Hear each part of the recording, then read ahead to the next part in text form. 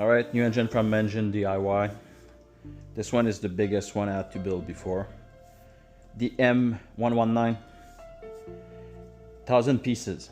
So yeah, hopefully it takes less than 10 hours, but from what I could heard, it's a big one to build, so we'll see what's inside. So inside you have a thick building guide, step by step. Toolings you need. Everything is labeled as always. So yeah, it should be an interesting one. Lots of pieces involved in this one.